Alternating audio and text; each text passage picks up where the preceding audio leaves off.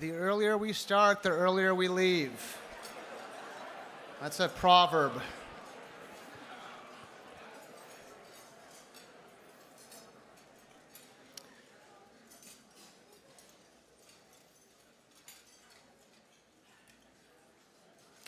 When I asked Nathan Jones, who works at the Epilepsy Foundation of Greater Los Angeles and has epilepsy, to describe what it's like to have a seizure, he said one of two things happen.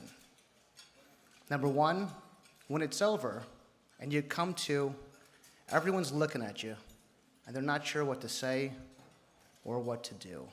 Or number two, you wake up in the hospital with a broken bone or stitches.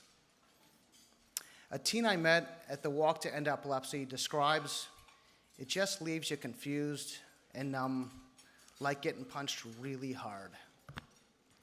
And finally, one of the children who attends our Painted Turtle Camp says that if they have a seizure at school, they're embarrassed. If they have one at home, it just bums them out. A seizure is a sudden surge of electrical activity in the brain, and having two or more seizures that are unprovoked is the clinical definition of having epilepsy. Now, people who have epilepsy can have hundreds of seizures a day that last from seconds to several minutes, and if you're really lucky, none. But regardless of the frequency, people who have epilepsy often live with the real worry of where they will be and what they will be doing when their next seizure strikes. Will they be in a vulnerable place, like driving a car or a bathtub, or a public place where they get all of this unwanted attention? The easy thing to do if you have epilepsy is to retreat. But that's not living, that's just giving up. So how do you describe a person who has epilepsy and carries on with their life despite of living with the fear of where they'll be and what they'll be doing when their next seizure strikes? I describe them as a fighter. And tonight is dedicated to the fighters. For those who bounce back up every time they get knocked down, and for the doctors who have dedicated their lives to fighting to make sure that the seizure that their patient may have just had is hopefully their last. And finally, to you, everyone in this room who keeps coming back year after year and supporting Ari and Chloe's fight to stop seizures and end epilepsy. My name is Marc Borman, and on behalf of Andrew Gumpert, our families, the Epilepsy Foundation Board of Trustees, and staff, welcome to the 2017 Care and Cure Dinner.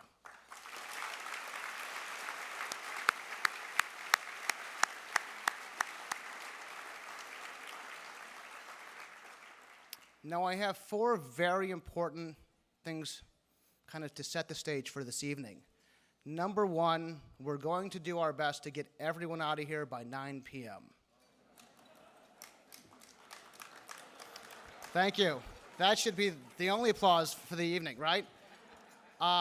Two is after dinner, and the reason why we're motivated to end this early is that we go across the street and we drink. We have a cocktail or two. So everyone's invited. But there is kind of an alternative plan today.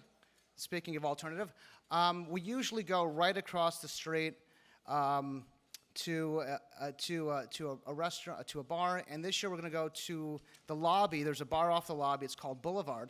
And the reason that we cannot use our general watering hole is because Jeb and George W. are in that building over there, and it's been sanctioned that we cannot go there.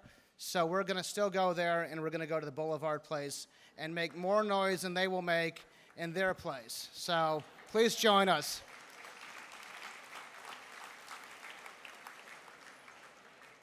Three, even though this is our 11th year, tonight is really the culmination of the past 10 years of progress.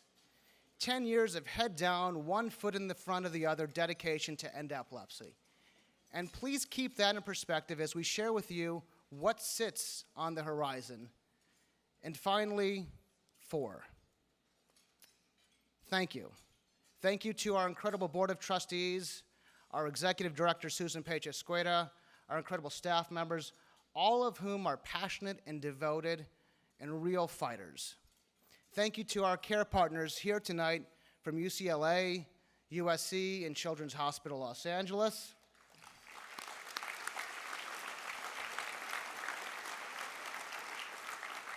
We couldn't do it out without you. And on a personal note, I am blessed to have both of my parents in town and here this evening.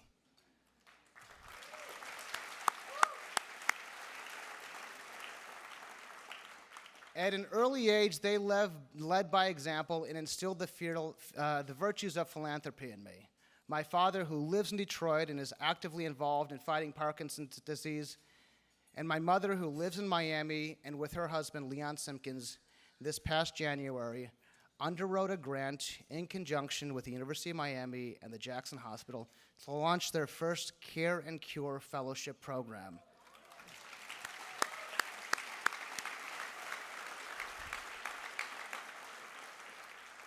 Thanks to our honoree this evening, Marc Evans, who is sitting here at table 10.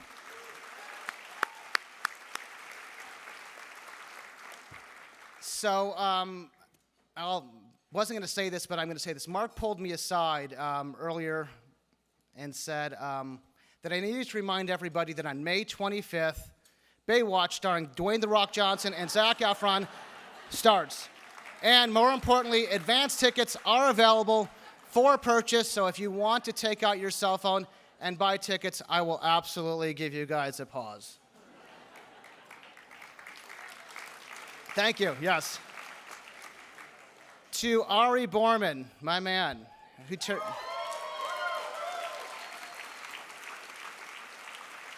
he turns 13 this month.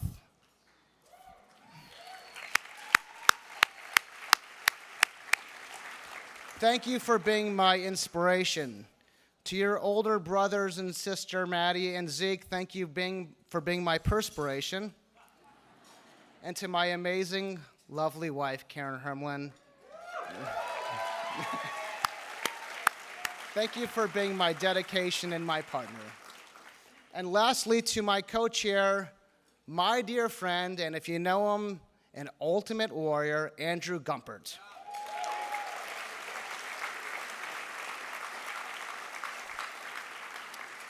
Though it's disheartening to think of the underlying reason why we do this event, I couldn't imagine to do this event with anyone other than you. And with that, ladies and gentlemen, it's my pleasure to introduce Andrew Gumpert.